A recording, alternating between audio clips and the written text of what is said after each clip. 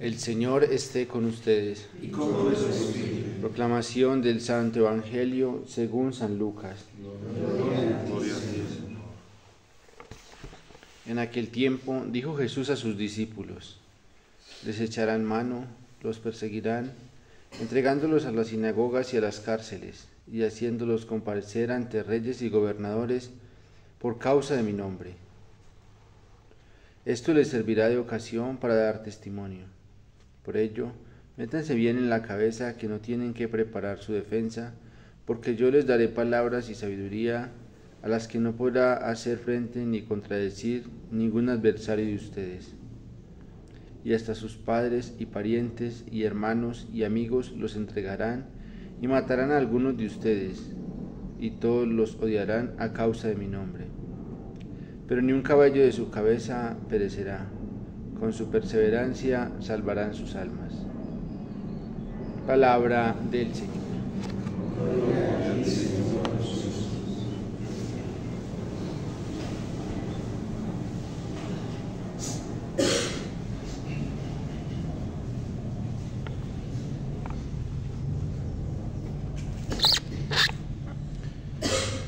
Cuando desde la perspectiva del Evangelio, la tribulación, el abandono, la traición, la incomprensión, las injurias, las acusaciones falsas se convierten en una oportunidad, entonces la esperanza cristiana cobra sentido y estamos ante una realidad sobrenatural muy grande en nuestra vida que nos permite, en primer lugar, como dice el Señor hoy en el Evangelio, ser testigos. Testigos de lo que el poder divino es capaz de obrar en la miseria humana, en la limitación humana, en la incapacidad humana.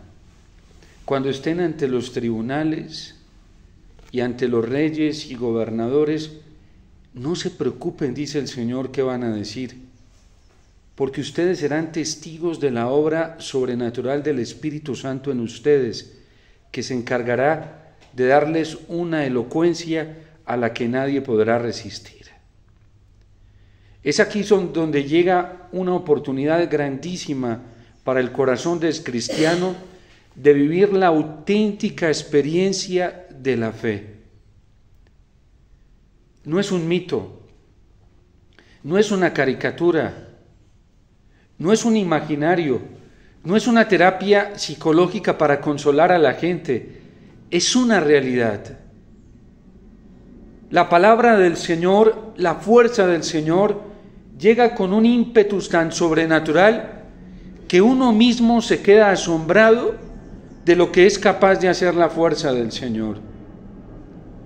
Yo recuerdo en algún momento que a mí me acusaron falsamente y me levantaron unas calumnias y me hicieron ir hasta un tribunal frente a eso, y eran cosas reales. Y yo estuve asustado y angustiado todos esos días, hasta ni dormía, y algunas personas que me quieren y se dieron cuenta me decían: Omítar, usted es que es bobo, vea, lees este documento, leas este otro. No lo hacían por mal, pero por allá en el fondo del corazón me retumbaba una voz que me decía: no tengas miedo, muy tenue, porque mi cobardía casi que la opacaba. No tengas miedo, no tienes que preparar tu defensa, no te pongas a leer nada, ni te entretengas a pensar en ese momento. Yo me encargo. Y el Señor no me privó del sufrimiento, del terror, incluso del pánico. Pero era un pánico que me llevaba a orar, y cada que oraba encontraba paz. Y por allá sentía, yo no puedo explicárselos cómo, porque no es como la palabra que nosotros solemos escuchar, pero era una fuerza que me convencía y me decía: no tengas miedo.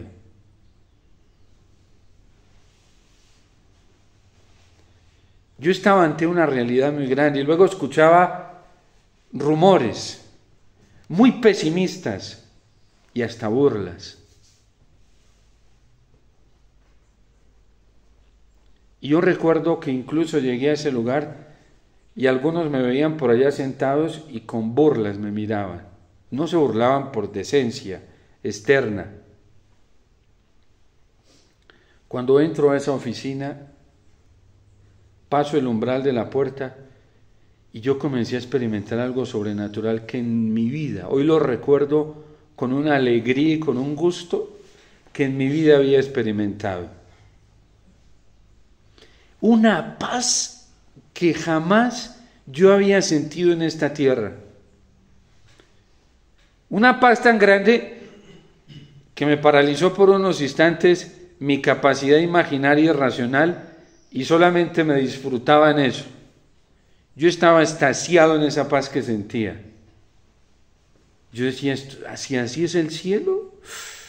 Esto es una maravilla. Vale la pena padecer lo que sea por experimentar esto. Y enseguida comienzan a interrogarme, con los argumentos que tenían.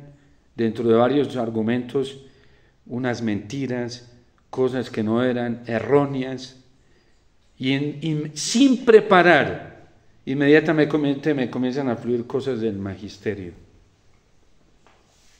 La gente cree que, por ejemplo, las homilías, yo me preparo leyendo libros o voy al catecismo, a los documentos para citarlos. Jamás. Jamás, ni siquiera me pongo a pensar qué voy a decir porque es una tentación para mí, ¿sí? Si yo hiciera ese ejercicio, jamás podría memorizarme documentos o expresiones del magisterio que a veces me vienen, ¿sí? Jamás.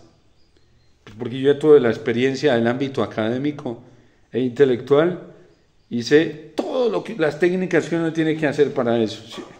Y los esfuerzos. Gracias a Dios a mí no me toca hacer esos esfuerzos. Hay otro que lo hace por mí, no le cuesta, pues porque Él es Dios, ¿sí? Y es el Espíritu Santo. Es una realidad. Esto que dice el Señor no es una ilusión. Y es la oportunidad de ser testigos de su fuerza arrolladora que nadie puede resistir. Nadie la puede resistir. Antes, al contrario, eso para mí fue una oportunidad maravillosa para evidenciar una cantidad de errores que muchos sacerdotes cometen hoy, abusando de la autoridad y hasta obispos. Y Dios me dio la oportunidad de decírselo. Porque es que es real lo que vivimos hoy. El abuso de autoridad en la iglesia y sobre todo en la jerarquía de parte de sacerdotes, de parte de obispos, de parte de cardenales es real. No es una mentira. El abuso de conciencia de muchos consagrados que han hecho de los dones y las gracias de Dios un pretexto para la perdición y la vida inmoral es real.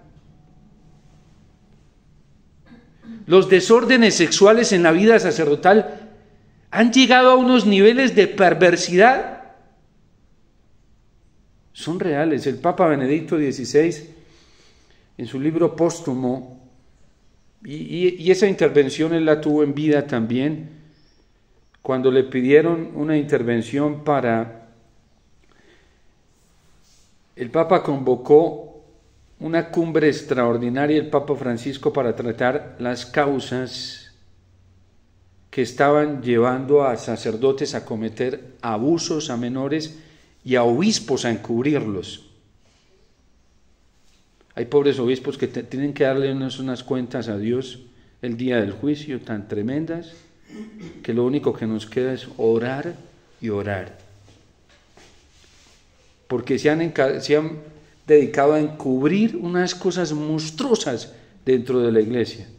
Menos mal el Espíritu Santo se valió del Papa Francisco y del Papa Benedicto para sacar eso a luz, destapar esa olla que estaba borbollando allá adentro y muchos no se atrevían a destaparla. Y el Papa Benedicto tuvo la osadía de quitarle la tapa a esa olla y por eso hoy ya está dejando de borbollar tan altamente. Y dice el Papa Benedicto XVI contando, esto lo digo porque el Papa Francisco en esa cumbre lo hizo, llevó a todos los medios de comunicación y llevó una víctima diferente por continente y les pidió que contaran lo que hacían muchos sacerdotes con ellos, públicamente. Nosotros no nos podemos escandalizar. Cristo hoy nos está hablando y estos días nos está hablando con una serenidad de todo lo que va a pasar. Y esto no nos tiene por qué escandalizar. La Lumen Gentium dice que la iglesia es santa, pero que también es pecadora. Y entonces cuenta el Papa Benedicto XVI, ante este abuso sexual, abuso de conciencia, un sacerdote, para abusar de una pequeña, yo no sé si era su acólita, y cuando la hacía, iba a hacer lo que iba a hacer tan horrendo con ella, antes de hacerlo, le decía, este es mi cuerpo que se entrega por ti. Y la pobre criaturita, inocentemente, creía que era Jesucristo quien accedía a ella de manera carnal, como accedía este sacerdote.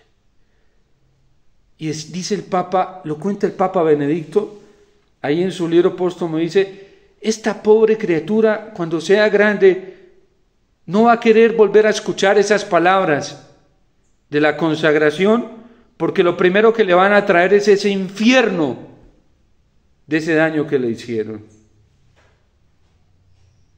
Cuando un consagrado hace cosas monstruosas, inmorales, con la santidad de Dios, a cuentas que le tendrá que dar al Señor. Y por eso el Señor nos está colocando estos días frente a la justicia. Porque Dios está permitiendo una purificación. Y a esos que no les gusta porque están tan contaminados de toda esa teología luterana, no les gusta la palabra castigo, pues ahí viene. Porque las guerras, las catástrofes, todo eso no estaba en el orden de Dios.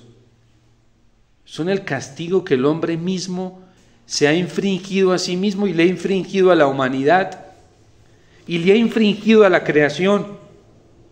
Todas las malas decisiones que hemos tomado se nos están retornando.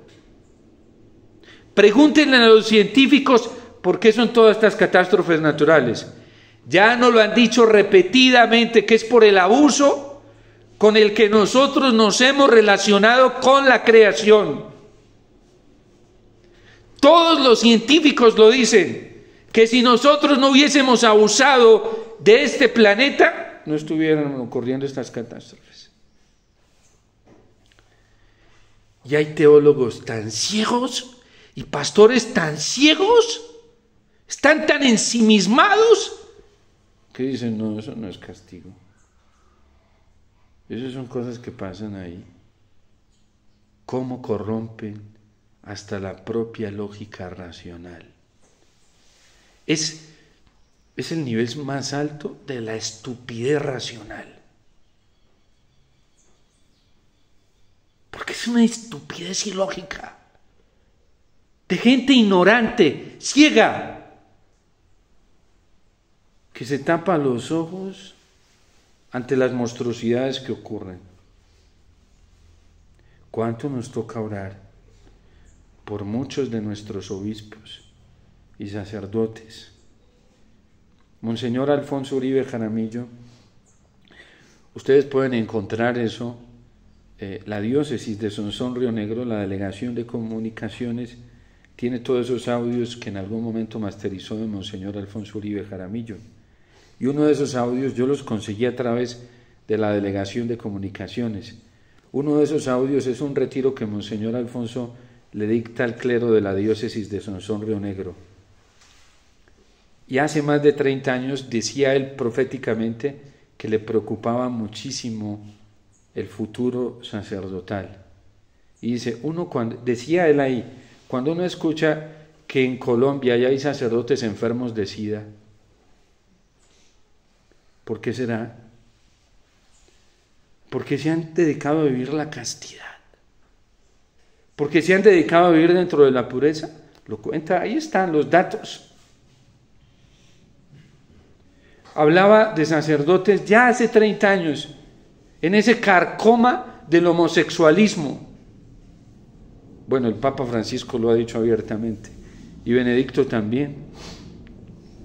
Lo que pasa es que hay obispos y sacerdotes que les gusta quieren tapar el sol con un dedo, y fieles también así.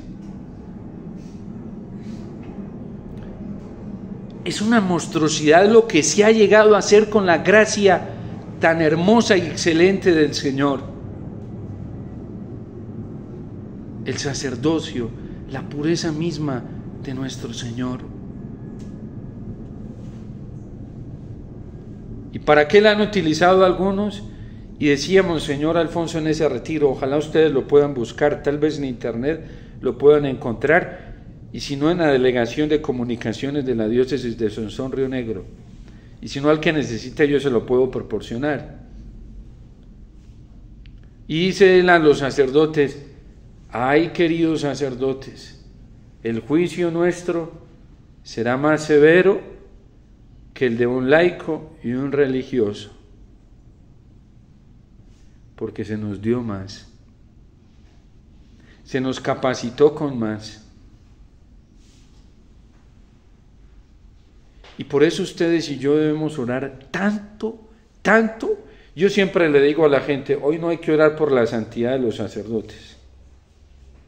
Pues sí, hay que hacerlo. Hay que orar por la conversión nuestra.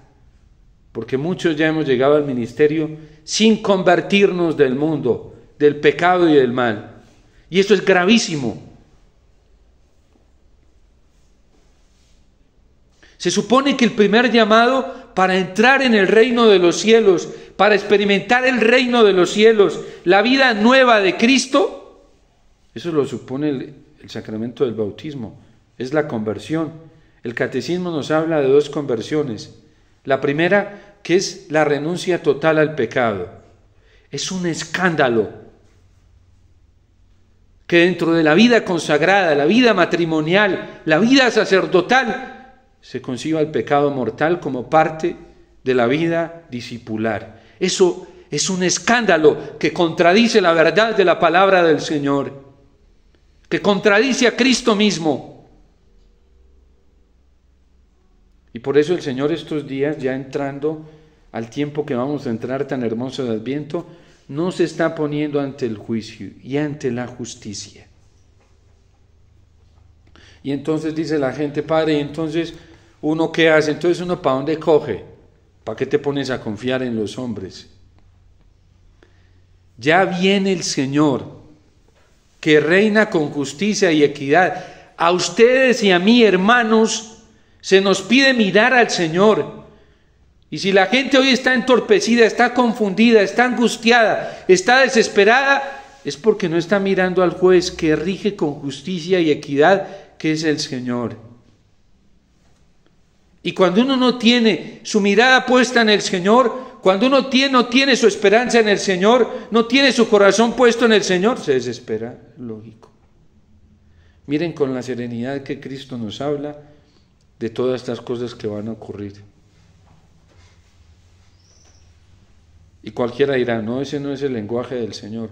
Como algunos decían cuando la Iglesia en sus primeros años intentó aprobar los mensajes de Fátima y la manifestación de Fátima, que la Virgen no hablaba así. Y que la Virgen no era tan severa de coger a unos niñitos tan chiquitos e ir a mostrarles el infierno. Porque la Virgen no les habló del infierno, les mostró el infierno y las almas de los condenados allí. Y algunos teólogos compasionistas, de esos misericordistas, dicen, no, la Virgen no habla así. Menos mal viene Juan Pablo II y con esa valentía aprobó esa manifestación. Miren, cuídense de sacerdotes, de teólogos, directores espirituales, predicadores, que no hablan de la justicia como un camino de esperanza. ¿Por qué de esperanza? Porque nos confronta. Para eso viene la justicia, para decirnos, mira, tú no vas bien, corrígete rápidamente. Y eso es maravilloso, porque nos está dando la oportunidad de enmendar la vida rápidamente. Que a uno vengan cuando uno está equivocado y está ciego y va por donde no es, y vengan y le digan, mire, va para el abismo, corríjase rápido, que todavía tiene oportunidad de solucionar la vida. Eso es lo más grande que a uno le puede pasar.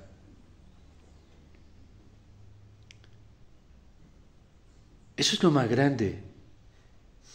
Lo que pasa es que el que está metido en la presunción y se glorifica tanto a sí mismo, nunca va a aceptar esto. Porque cree que ya es el culmen de la santidad en esta tierra. Y eso sí sería fatal, porque ustedes y yo todos estamos envueltos en imperfección. Todos, no hay uno solito en esta tierra. Los santos están en el cielo, los ángeles están en el cielo.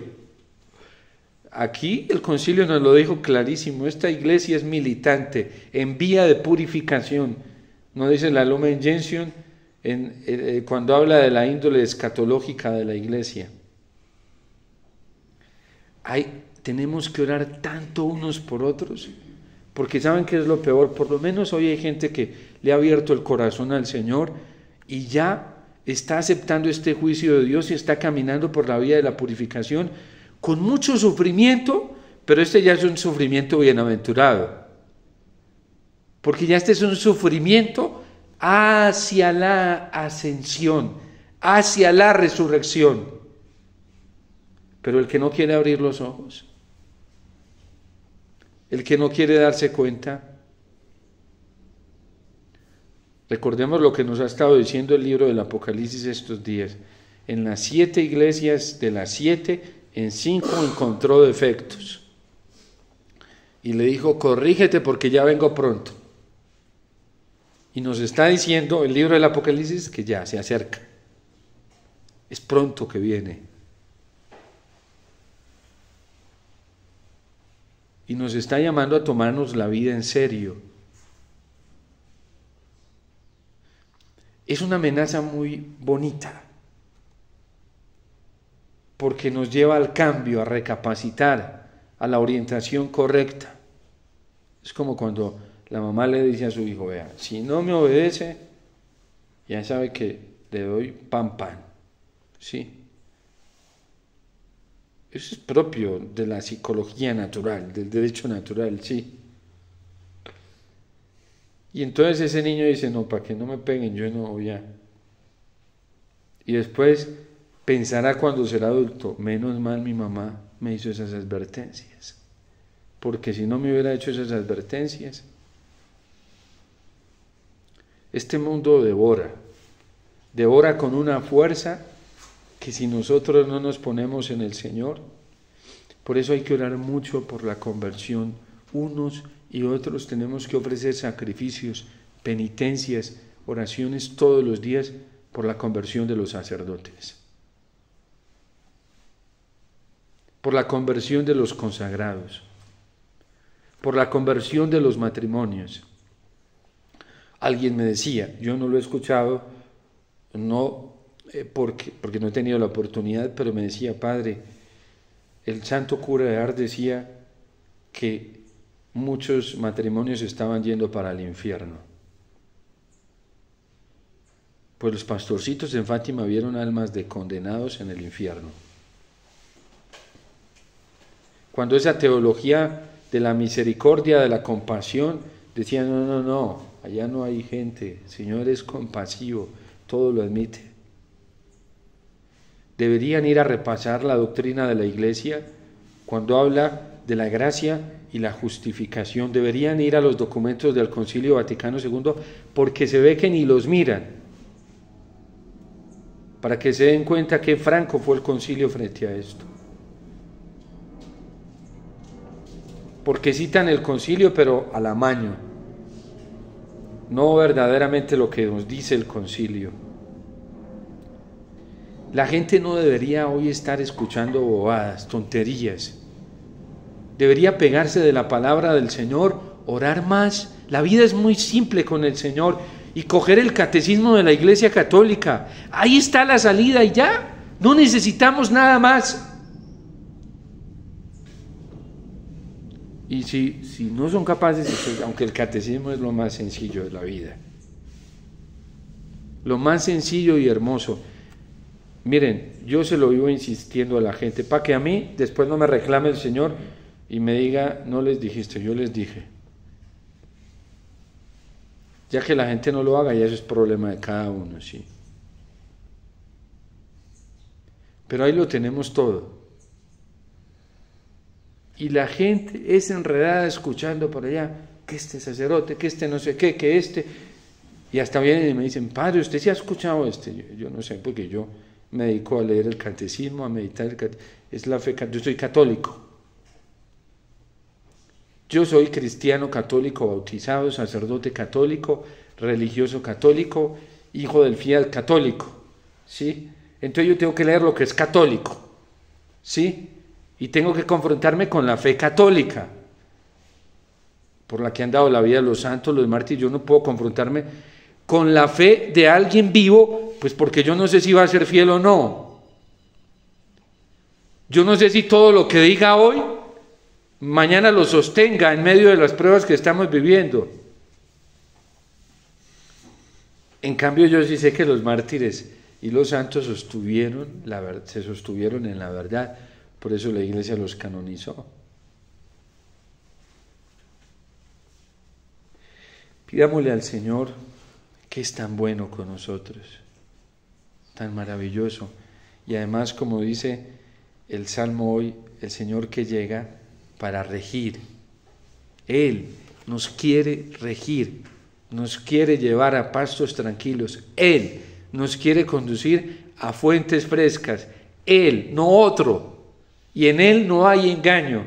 Es un Dios fiel, leal, que no puede mentir ni se miente a sí mismo. El único que nosotros conocemos en el que siempre ha habido coherencia entre lo que piensa, lo que siente, lo que dice y lo que hace, es en el Señor. Miren, hoy leemos este evangelio. Todo lo que Jesús dijo, eso se ha cumplido. Todo. Así como Él lo ha dicho. Sin más ni menos. Es el coherente por excelencia. Aunque hay algunos hay teólogos que se dedican a buscarle, como los fariseos, caídas a la palabra del Señor, a ver por dónde tienen precisiones y a pegarse por ahí, como los fariseos, como los escribas de aquel tiempo, que andaban al acecho pendientes de Jesús, a ver por dónde le encontraban un tiro para pegarse de eso. Así hay una cantidad de exégetas hoy dentro de la Iglesia. Se estudian la Biblia de principio a fin para ver dónde le encuentran una caída a Dios mismo. Es impresionante. El Papa Benedicto XVI lo denunció de algunos intelectuales que se dedican a esto en la Iglesia. El Señor nunca se contradice, nunca se ha contradecido. Nunca. Es el más coherente de todos. Por eso es un juez justo. A nosotros todos los jueces de este mundo nos han fallado. Todos y todos fallamos. Hasta nuestra propia justicia resulta tan imperfecta. ¿Qué esperanza en nosotros mismos? Ninguna. En cambio, la justicia del Señor es perfecta. No decepciona a nadie. Por eso acerquémonos al Señor, busquémoslo, amémoslo, vivamos para Él y no dejemos de buscarlo en la Eucaristía. Y oremos mucho. Miren, menos mal, la salvación nuestra y la de nuestros hermanos depende es de Cristo. Porque si dependiera de nuestras obras, estaríamos perdidos. La única obra perfecta que nos justifica a todos nosotros, es el Cordero inmolado que se ofrece todos los días en el altar. Y por eso venimos felices todos los días a presentar este Cordero, esta ofrenda, que es la única víctima, la única, que expía los pecados, que nos trae la salvación, la única. Y por eso los cristianos todos los días venimos tan felices a la Eucaristía y todos venimos a ofrecer no solamente este sacrificio por nosotros, sino por muchos, para el perdón de los pecados. Aquí pedimos por todos, por los ciegos, por los que creen, no quieren creer, por los que andan perdidos, por nosotros que necesitamos ser rescatados y salvados, lo ofrecemos aquí en la Eucaristía. Pidámosle mucho al Señor que nos dé una conciencia muy grande por su presencia en la Eucaristía, porque no hay para dónde más coger, menos mal, porque ese es nuestro refugio seguro. Una vez un sacerdote me preguntó y me dijo: Padre, esto como está de duro, ¿usted ya tiene para dónde coger o no? Y le dije: yo sí. Me dijo: qué bueno, porque ahora tiene que buscarse uno de los lugares donde uno pueda vivir su fe bien vivida, vivir. Y me dijo: ¿y qué finca tiene ya? ¿Sí? Y le dije: la Eucaristía, ese es mi refugio seguro. No hay otro, sí. Jesús Eucaristía es nuestro refugio seguro. No otro, no hay para dónde más coger, ¿sí? Porque uno se va por allá para una montaña y se va con el enemigo más terrible de todos, que es uno mismo, ¿sí? Ni para mirarse uno mismo, solo mirando al Señor. Solo Él, en la Eucaristía, es nuestra salvación. Solo el Señor en su palabra es nuestro rescate. Y esto es que se ha pegado todos los santos, no de otro. Porque por eso hoy esta asamblea que muestra el libro del Apocalipsis dice que estaba sobre el mar y el fuego. ¿Qué significa eso? Que ya habían triunfado. El mar y el fuego, el mar representa el mal en la Biblia y el fuego representa la purificación. Ya ellos estaban exentos, estaban por encima, como Daniel y los tres jóvenes en el libro de Daniel que caminaban sobre el fuego. Entonces, y estos cantaban el cántico del Cordero. Cada que nosotros estamos en la Eucaristía y la vivimos de corazón, Dios nos da en esta tierra la posibilidad de ponernos sobre el mal y sobre el fuego. Por eso le decimos al Señor: líbranos de todos los males y concédenos la paz en nuestros días, para que, ayudados por tu misericordia, vivamos siempre libres de pecado y protegidos de toda perturbación. Y al que hace con fe esta oración, ¿qué le pasa? ¿Se le cumple o no se le cumple eso? Al que no lo hace con fe, pues lógicamente que no, ¿sí? Porque solo el que crea, ese es el que disfruta. Y después le decimos al Señor: Señor Jesucristo, que dijiste a tus apóstoles: la paz os dejo, mi paz os doy. No tengas en cuenta nuestros pecados, sino la fe de tu iglesia. Y conforme a tu palabra, no a los tratados de paz que hoy hacen, sí, no a esas reuniones. Conforme a tu palabra, concédele la paz y la unidad. No a esas reuniones sociales que son un maquillaje y una caricatura de vida fraterna que parecen, dentro de la iglesia, parecen más clubes sociales que formas comunitarias cristianas. Concédele la paz y la unidad. Tú que vives y reinas por los siglos de los siglos. Y todos decimos amén. ¿Sí?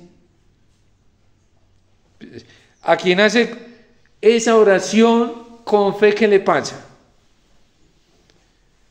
Padre, pero es que solamente la hace el ministro. No, el ministro la hace en voz alta porque preside.